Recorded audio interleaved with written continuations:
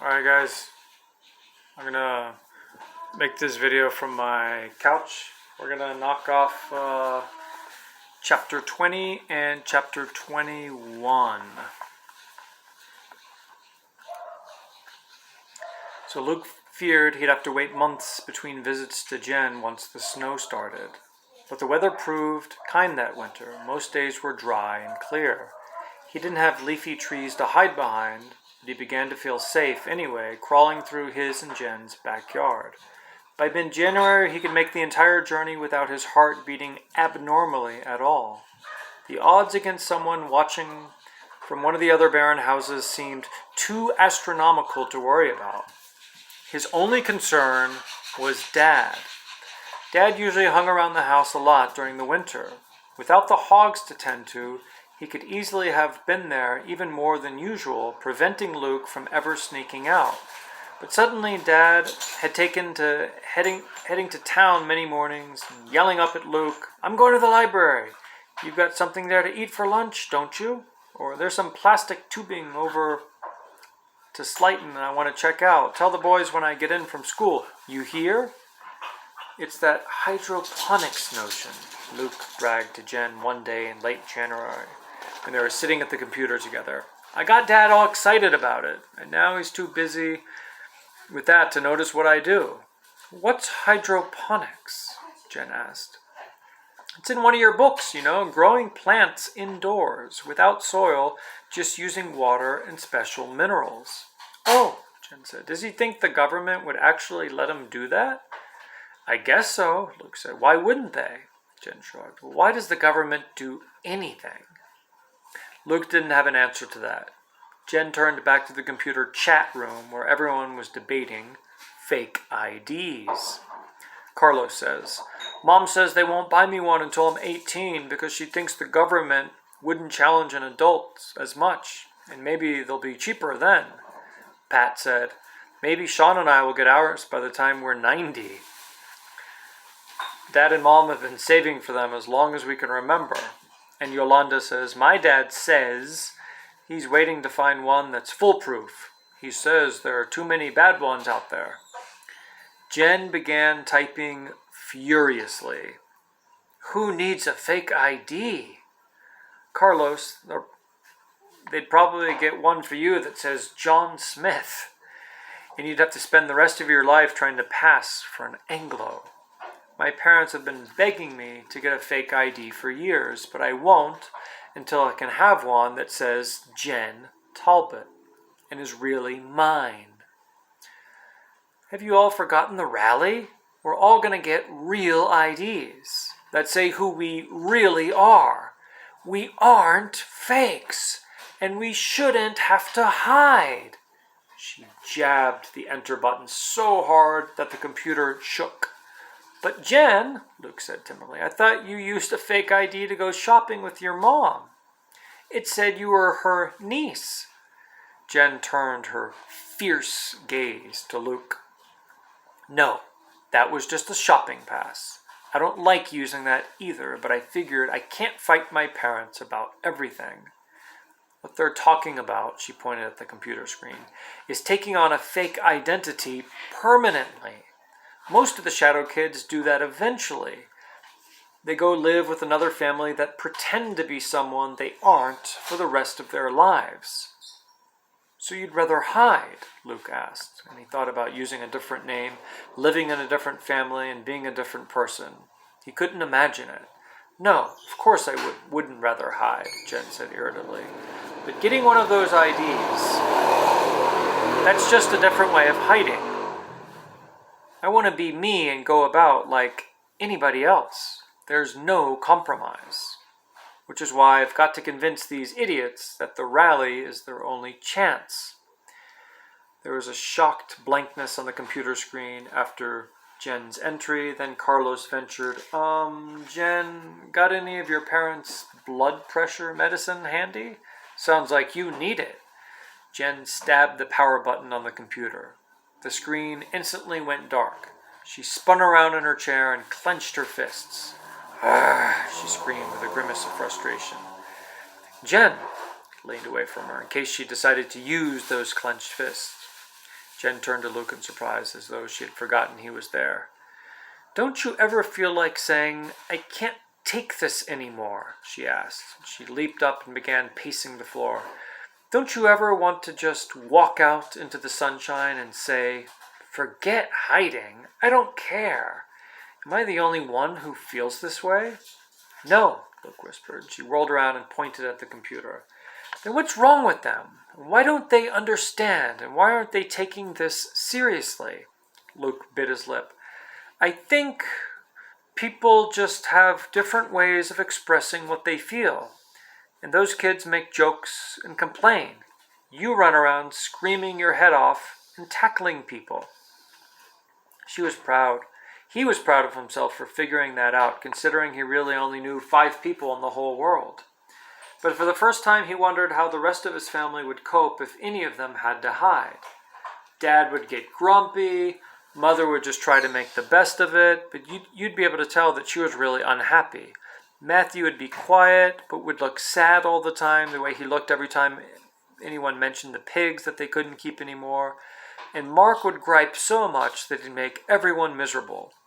For the first time, Luke felt a glimmer of pride that he dealt with hiding better than anyone else in his family would, he thought. Jen snorted at his explanation. "Whatever," she said.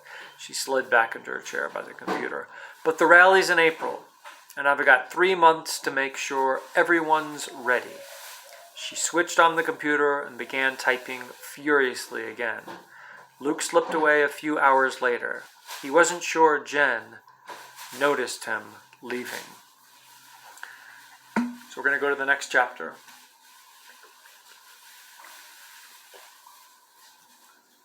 It seems that Luke is interested in friendship, and Jen is she's obsessed about this rally, and she's just tired of hiding, and she wants to live a normal life. Okay, now we're on 21. In February, Dad got the letter from the government forbidding him from trying to grow anything indoors. "It has come to our attention that you have been purchasing excess amounts of plastic pipe, such as is used in the germination, cultivation, and development of vegetative matter in an interior structure," the letter began. "Due to the preponderance of such agricultural methods in the cultivation of illegal substances, we order you to cease and desist immediately." Luke read the letter at supper after everyone else in the family had a stab at trying to figure out what it meant. Somehow, after reading all the big books that Jen had loaned him, he didn't find the fancy words so daunting. "They want you to stop," Luke said. "They're scared you're going to grow something illegal. In this part," he pointed at the letter, although everyone else was at the table several feet away and he was in his usual spot on the stairs, "this part where they say, 'Render all such materials for our adjudication,' that means you have to turn over all the stuff you bought and they'll decide if they're going to fine you or not." The rest of the family looked at Luke in amazement. And then Mark started giggling. "Drugs. They think you're going to grow drugs." Dad flashed him a look of pure disgust. "Think it's funny?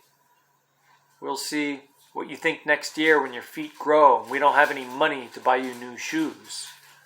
Mark stopped laughing. "We'll get by," Luke's mother said quietly. "We always have." Dad shoved back from the table. "Why didn't I get a permit?" he asked no one in particular. "Maybe if I just get a permit." By then, Luke had read the rest of the letter. "They don't give out permits for hydroponics," he said. "This says it's always illegal." This time, he only got a glare from Dad. Luke felt his father's disappointment in seeing his parents so worried about money, made a small voice whisper in the back of his head, "Well, maybe if they didn't have you, they could afford to have everything that they want." But he didn't eat that much, and all of his clothes were hand-me-downs from Matthew and Mark. How much could it cost to heat his attic room? Sometimes he found ice crystals on the chair he sat in to watch the neighborhood. He tried to ignore the voice. What bothered him more was that without the hydroponics idea to keep him busy, Dad barely left the farm for the rest of the winter. Luke made it over to Jen's only once in all of February, twice in March, and when Dad began driving around looking for the best seed corn prices. Each time, Jen greeted him with big hugs and acted genuinely thrilled to see him. Her tantrum in January seemed forgotten. One day, the two of them made a huge mess of the Talbots' kitchen, baking cookies. "Won't your parents mind?" Luke asked, when Jen scolded him for attempting to clean the flour handprints off the cabinets and refrigerator and stove. "Are you kidding? They'll be thrilled to see any sign of domesticity on my part," Jen said. Another time they played board games all morning, sprawled out on the floor of the Talbots' family room. The third day, they just spent the whole time talking, and Jen kept Luke enthralled with stories of places she's been, people she'd met, and things she'd seen. "When I was little, Mom used to take me to a play group that was all third children," Jen said. She giggled. "The thing was, it was all government officials' kids. I think some of the parents didn't even like kids, and they just thought it was a status symbol to break the population law and get away with it." "What would you do at the play group?" Luke asked. "Well, played, of course. Everybody had lots of toys, and one of the kids had a dog he brought with him sometimes, and we all took turns feeding it dog biscuits." "Well, these people had pets too?" Luke asked incredulously. "Well, they were barons," Jen said. Luke frowned, and he slid down on the soft couch, so different from anything in his own house. "My dad says that when he was little, just about everyone he knew had pets. He had a dog named Bootsy and a cat named Stripe, and he talks about them all the time. Why did the government make pets illegal?" "Oh, the food thing," Jen said. She took a chocolate chip cookie from a pack they were sharing and waved it for emphasis. "Without dogs and cats, there's more food for humans. My dad says if it weren't for the barons breaking the law, a lot of species would have gone extinct." Luke looked at the cookie in his own hand. So now is he supposed to feel guilty about eating food that should have gone to animals as well as to other people? Jen saw his expression. "Hey, don't go dopey on me," she said. "It's all a scam, remember. There's more than enough food in the world, especially now that there aren't enough babies being born." "What?" "Well, besides passing the population law, the government went on this big campaign to make women think it was something evil to get pregnant and have kids. They put up posters in all the cities with things like, 'Who's the worst criminal?' under a picture of a pregnant lady, and I don't know, some tough-looking crooks.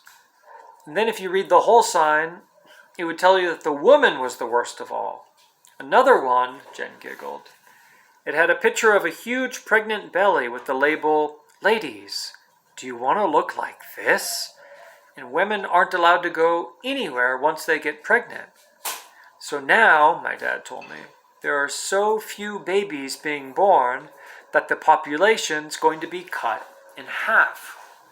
This is very interesting, as this is happening like right now in our society. Luke shook his head, confused as usual. "So why doesn't the government take down the signs and let people have as many babies as they want?" Jen rolled her eyes. "Luke, you've got to quit thinking this makes any sense," Jen said. "It's the government, remember? That's why we've got to have the rally." Luke changed the subject as quickly as he could. "What do women do if they can't go anywhere the whole time they're pregnant? I don't know about humans, but pigs take almost 4 months to have a baby. Do women stay at home all the time?" "Hiding like us, you mean?" Jen asked. She took the distinction. "A lot of them pretend they're just getting fat. My mom said she went shopping the day before I was born and nobody noticed. But that's my mom and shopping." And then she was off on a tale about her mother taking Jen shopping in a city 10 hours away just because she heard a store sold good purses there. "That's probably the only reason my brothers don't turn me in," Jen said. "If she didn't have me, my mother would drag them around shopping. Can you see those 2 gorillas with shopping bags?" Jen did an impression, walking around with her arms dragging from imaginary loaded down bags. Even though Luke had only seen her brothers from a distance, he caught the resemblance and laughed. Your brothers would never turn you in, he protested. Would they? Of course not, Jen. They love me. She hugged herself mockingly and flopped back onto the couch beside Luke. Anyhow, they wouldn't be smart enough to figure out how to turn me in without getting the rest of the family in trouble. What about your brothers? They're not stupid, Luke said. Or do you mean, but would they ever betray you? Not now necessarily, but say years from now, if your parents were dead and it wouldn't hurt anybody but you, and they would get lots of money for it. It was a question Luke had never considered, but he knew the answer. Never, he said, his voice cracking with earnestness. I can trust them. I mean, we grew up together. It was strange how he could be so sure, because they barely took time even to tease him anymore. Matthew was getting very serious with his girlfriend and spent every spare moment at her house. Mark had suddenly gone basketball crazy and talked Dad into nailing an old tire rim to the front of the barn for a hoop. Luke could hear him outside throwing balls late into the night. No matter how certain he was of their loyalty, Luke sometimes felt like his brothers had outgrown him, and he missed them. But it didn't matter. He had Jen now. Luke kept Jen from talking about the rally the rest of that day. They didn't even go near the computer. They just had fun. They crawled back to his house a few hours later, thinking that he didn't mind at all anymore, having to hide. He could go on this way forever, for as long as he got to visit Jen. The leaves would come back to the trees soon, and he'd feel even safer on trips to her house. And when planting season started, Dad would be out in the fields all day, and Luke could see Jen all the time. But April came before planting season. And remember, in April, they want to do this big rally thing. But it seems like, the novel's kind of warming up, if you know what I mean. Good job, guys.